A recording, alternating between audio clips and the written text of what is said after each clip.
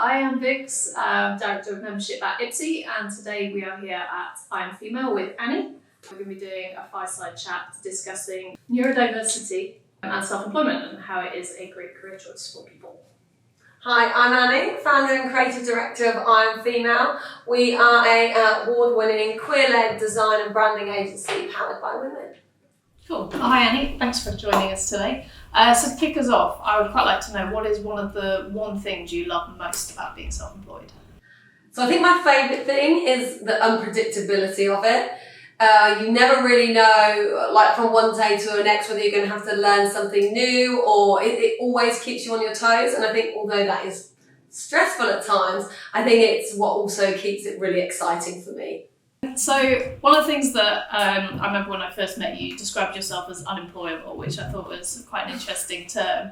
But yeah, you run a successful agency, you're highly creative, and I'm assuming that sort of being neurodiverse is, I guess, essentially your superpower. So I mean, do you want to sort of talk us through your journey into self-employment and how recognising that sort of how you can use being neurodiverse as, you know, a strength and allows you to have really an incredible career? So I actually fell into like the world of self-employment. When I left uni, I was given an opportunity to be a designer for a magazine, and that was on a freelance basis. And I hadn't even heard what freelance is, but I jumped in and I took it.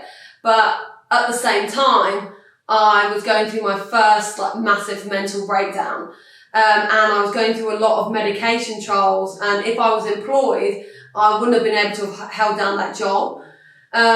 Because for me, I had deadlines, so it was easy for me to almost recover around those times. So my working hours a lot were like 10 at night till 2 in the morning. At that time, no real job is like, hey, come in from 10 till 2. So I was only working 2 weeks a month. So that allowed me to earn a living whilst I was having to recover and deal with this new whole like mental sphere that I'd just been thrown into. But I wasn't actually diagnosed at that time with ASD or ADHD. I was actually diagnosed with bipolar and schizoaffective disorder. So I was misdiagnosed, and I had to go through that process of thinking I had something else when actually I was neurodiverse. So it wasn't until my 30s that I actually got my diagnosis. Well, this is so common with women, isn't it? Yeah. Well, there's so many women out there that now identify with it. Couldn't understand why they were seen as disruptive or, you know, whatever term gets thrown at them in a sort of derogatory fashion. And actually, you know, I can imagine it's quite cathartic when all of a sudden you're like, now this makes sense. Now I can channel this and manage it to get the best out of everything. Hindsight is a wonderful thing, but looking back, it makes me realise why I've never had a job, a full-time job, and why I've worked so well for myself. And I think that's because my brain works in a very logical, linear way. And when I sit within or have tried to go for full-time roles, or when I've been in a long-term contract, I always see what doesn't work or what's not working, but also how it can work better. And often people don't want you to make things better, they want you to do your job. So for me, that doesn't make sense. So the fact that I was able to curate my own way of working, and also from a client perspective, that really helps me. My neurodiversity is really beneficial for them because I can get them from A to B more efficiently and more cost effectively, because for me, if it doesn't make sense, then why are we doing it? The worst saying I hate is this is the way we've always done it. Yeah. Oh God, it makes us so I know! I'm like, well, let's just change it. Let's change it. This is crap. That hasn't been tampered with for a few weeks, let's mix that up. Exactly. I mean, my team hate me sometimes. Literally like, we haven't actually changed that, so let's review it. Let's see what chaos we can cause. But no, and I think it's so important to be able to have that freedom, I think, and it's one of the things that self-employment can allow, that, you know, if you, like you're saying, if you're working really well at like 2 o'clock in the morning, you know, there's so many jobs you could do actually. You know, when you're in a really focused mood, you can get that work done, and then all of a sudden if you need to withdraw and have a midday nap or whatever it is, it doesn't stop you from working, you know, because you know, you do want to get up, you do want to be employed, you do want to earn a good income, and you want to be challenged and you want to learn. And yeah, I think self-employment definitely lends itself. It obviously has a lot of challenges as well, but to be able to kind of like tether yourself to all the good bits. Yeah, definitely. And I think when somebody's self-employed, like, I know exactly what it takes to work for yourself, like, and there's a lot of additional skills that like you need that you don't, that necessarily aren't presented when you're in like full-time employment. No. So there's so much strength of being self-employed as a person. Definitely. And interestingly, like, I mean, education might have got better, but when I was at school, no one talked about self-employment really. And you sort of leave university or school or whatever it might be, college, and no one's really kind of giving you the skills, the fact you're going to have to balance your books, you're going to have to do a P&L, you're going to have to sell yourself, do marketing, sales, operations, you know, there's just so much to it. And, you know, part of that I imagine is quite joyful because you just keep learning. Yeah. But then it's also quite stressful because if no one's telling you, you just kind of make mistakes and, you know, hope for the best. Yeah. And I think that's the first step to becoming self-employed, is going, why am I doing this? Why do I want to do this? And why are you doing this? Yeah. So I think that's really like, maybe this isn't for me, being employed. And I think the more people talk about it as well, hopefully, you know, people potentially watching this as well, it will spark that kind of question. Yeah. And, you know, there's also essentially, you know, you can try self-employment. If you don't like it, you don't have to stick at it forever either. For some people, it's a great career choice, and for others, it's not. But if you're feeling like you don't fit, I think it could be something to give a go to, and you never know, it could be the best decision of your life. Exactly. And then when you look at the career, you're saying like, you know, you doesn't have to stick. Like, there's no one correct career path. No. Like, you can get from A to B through Z, J, X, or A, B, C, D, E, F, G. Like, you need to find what's right for you, whether you're neurodiverse or not. And I don't think that is also talked about enough. No. That the destination doesn't have one route, it has many routes. Yeah. And you've got to find the one that's right for you. And if you're halfway through that and you go, actually, screw this, I don't like it, it's your life. Yeah. Leave, go into employment. I don't think as well you're taught about, actually, there's a flexibility in which you get to choose what you want to do with your life. You have to either do this, this, or this. No, you can do whatever you want. Yeah. Question everything. Yeah. That's what I'll say. Ask questions. And do you think there's too much pressure on people today? Like, with the beauty and the curse of social media, everyone's sort of presenting their best life and how all of a sudden they're winning and they're successful from day one. I kind of think it's sort of setting people up to fail. But do you think there's just too much pressure on people to not make mistakes? Yeah. So, you know, I think social media is, well, especially when it comes to running a business, can be wildly deluded. And it's also like a massive tool for comparison. And going, oh no, like, look at what they're doing, look what these doing, I'm not there yet. You also don't see that maybe they started what they were doing 10 years ago. Yeah. And now only have you found out about them, but you're like, oh wow, they seem like they've only been doing this a year. Yeah. And like, this is a trap that I still like fall into. We all doom scroll and go, oh my God, like. But I'm very much still in like the physical world and do a lot of in-person networking, and I do a lot where I'm present in real life. And I do think it's difficult for, you know, the newer generations where it is very digital. So you're only presented with, oh, look at me, now I earn £10 million and I earned it in a day. It's not realistic. No. I've been doing this for nearly 17 years and I've had the agency for nearly 3. And I'm still not earning £1 million. Probably never. No, exactly. So it's like, you know, don't compare. They seem to say don't compare, but you know, we're all exactly where we're meant to be in this moment in time. Yeah. And you have to trust in the process, and also just understand that stuff just takes time. And as an ADHD person, I hate that because I'm so impatient. And my girlfriend said to the other day, I was like, oh God, I'm not here yet. And she was like, Annie, you are so impatient. Like, you just, stuff will happen, but you just have, so even I'm still stuck into that. Yeah. But I have that actual support network to remind me of that. And I don't use social media a lot personally. I don't like it. I don't think it's healthy, and I don't think it's a good showcase of real life. No. Because I am on that cusp of, you know, I was maybe 19 when social media really started happening. Yeah. So I lived before it. Yes. So I'm still in both of the two worlds, and I'm able to escape and understand that it is actually sometimes just complete lack of reality. How do you find self-employment offers you flexibility in your life? Do you find that it gives you the freedom to manage your sort of professional and personal life, or is it sometimes a bit of a hindrance having that total flexibility in how you run your day?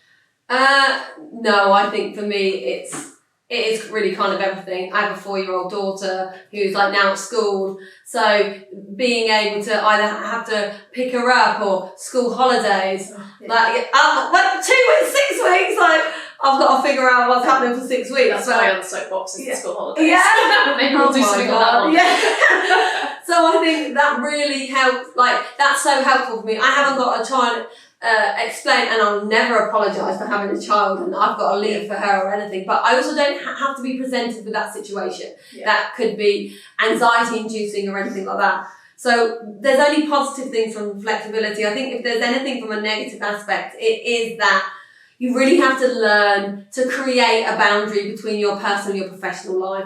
I think for a long time I didn't have 2 separate areas. My work was my life.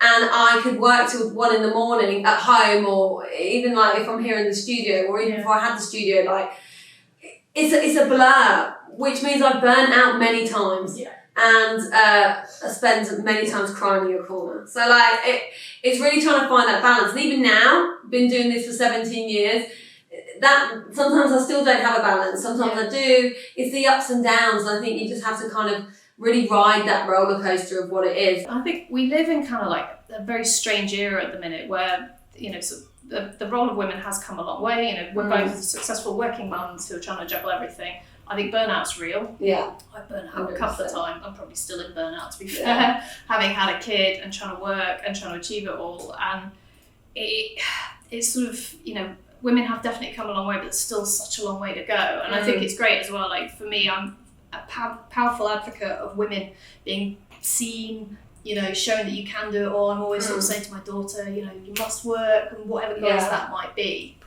And I think it's sort of a bit like you were sort of saying earlier, it's being unapologetically proud of who you are and your accomplishments. And finding a way, I guess, that you can pick up from the school gate, make sure they still get fed, they don't get forgotten, but also, you know, have a great career where you're, you know, meeting interesting people, again, in whatever guise that might be, that sort of fulfills your cup in many different ways.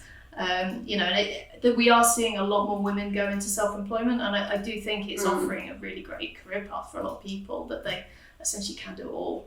Do you know, there's a really great book called Invisible Women, which is on the gender data gap. And it really talks about how, well, even now, you know, we've been welcomed into the workplace, but the workplace hasn't changed for us to really thrive and adapt in it, and that's the main issue. But also we're still expected to have a career and then do all of the unpaid personal labour that, you know, that we were to before. And it's just like, but we've welcomed you in, and you're like, thank you, but it's still the same.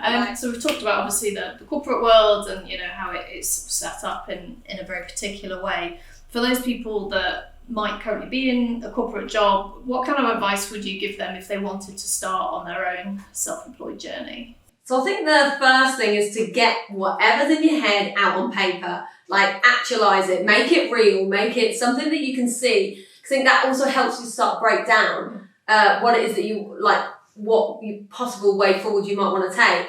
And then I think it really go to like focusing on your why. Why do you want to do this? What do you think you'd benefit from? Because your why is everything. And like I talk about this from a brand perspective as well. Like, why are you doing this? Why do you want to do this? Because when things get tough, and like me, you're crying in the corner going, oh my God, why did I decide to do this? You go back to your why. You're like, this is what I wanted to do. This is why I did it. And that really helps scrape you off the floor. Once you've got that down, have a look at, okay, what are my goals from this? What do I want to do, or what do I want to achieve? You soon know if you're making the right decisions or not. But also, again, it doesn't have to be perfect from day one as well. You know, you might start a business that's focused on one thing, but actually in 2 years' time, it might look completely different. And part of that is either the clients you work with, or, you know, your why gets more refined, I guess, as well. And that will help you make the right kind of stepping stones, I guess, to be on that constant journey. Because again, it isn't like, so it's not just like one destination, is it? It's kind of like, it's your life. So it will look different this year to next year, and that's part of the excitement as well. Yeah, it is really part of the journey. And so I live by a theory that, in life we don't have a destination point. The fact that we peak at some point is an oversold lie.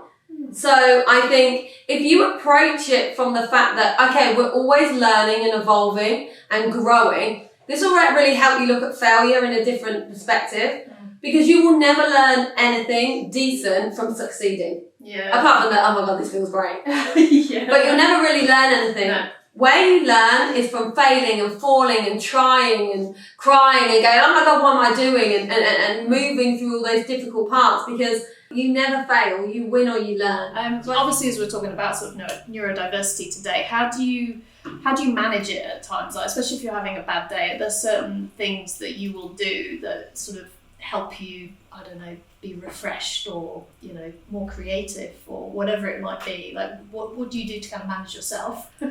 So when I'm looking at a structure in my diary, say if I've got like a day where I'm having to do a lot of calls or pictures or talk to people, the next day I'd have to no talking. I think sometimes I lose the ability to actually talk. It's just a lot of energy. That analogy of how many spoons do you have? Yeah. How many spoons do you have left? The day after networking, there's minus spoons. Yeah. But really for me, it's a lot of simple things.